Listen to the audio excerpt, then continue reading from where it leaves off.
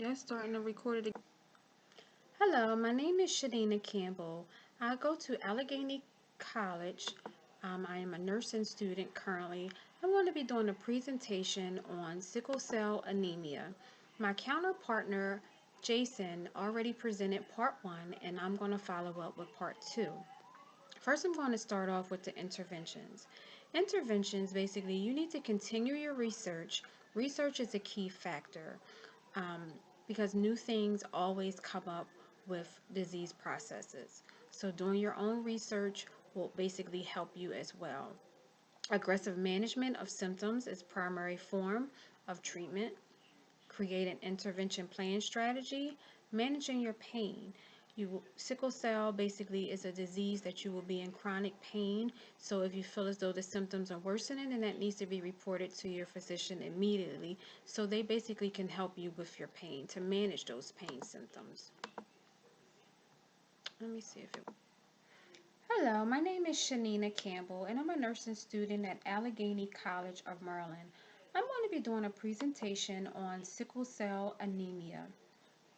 My counterpartner Jason, he did part one, and I'm going to follow up with doing part two. I'm going to start off with doing interventions. Interventions, basically, you need to continue the research.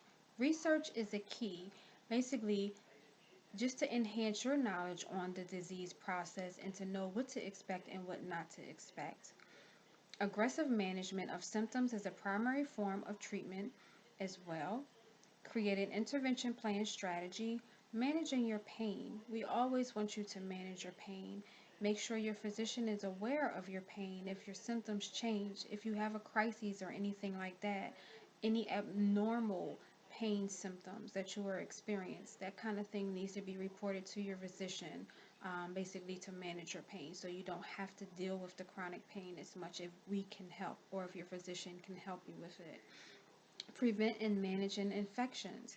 With managing infections, we never want you to get an infection, or you just need to be more careful when you have an infection and to get treatment, to seek treatment, and not prolong the process of it. Also, promote coping skills. Sickle cells is a disease process and it's a chronic disease. So, with the coping skills, we know you might need to speak to someone, or even if you need to basically seek therapy to cope with this disease process. Um, Increase your knowledge and awareness about the disease. Again, that goes back to the researching the sickle cell disease process to increase your knowledge on it so you know what to expect and what not to expect from the disease process. And maybe you can help teach someone else about the sickle cell because you will be well knowledge about sickle cell anemia. Monitor and manage potential complications. For instance, leg ulcers. If you have an ulcer or anything unusual, any skin open areas or anything like that that you're not sure of or how you got it, then you need to report that to your doctor and seek medical attention immediately because, again, you don't want to prolong this and let it get infected, and then that can make the complications worse. Chronic pain leading to substance abuse. Being that you're going to be taking pain medications for quite some time, we don't want you to get into that area that is basically leading to substance abuse. Also, promoting good home-based and community care. With that being said, now we're going to talk about treatments and wellness. We have something to talk about as basically PBSCT, which means peripheral blood stem cell transplant. With that, that means basically that may cure sickle cell anemia, but it's only available to only a small subset of affected patients because of either a lack of the compatible donor or because severe organ damage that may already be present in the patient is a contraindication with the PBSCT. Several highly reliable treatment therapies. Pharmacologic therapy, which increases fetal hemoglobin. It helps pulmonary hypertension and acute chest syndrome. That's basically a chemotherapy agent that has been shown to be effective in increasing fetal hemoglobin levels in patients with sickle cell anemia. Basically, is one of them is arginine may be useful in managing pulmonary hypertension and acute chest syndrome. Also, another one is transfusion therapy. Basically, that improves responses to infection and severe cases of acute chest syndrome. That has been shown to be highly effective in several situations. In the acute exacerbation of anemia and the prevention of several complications from anesthesia and surgery, and improving the response to infection and in several cases of acute chest syndrome. Pulmonary function is monitored and pulmonary hypertension is treated early if found.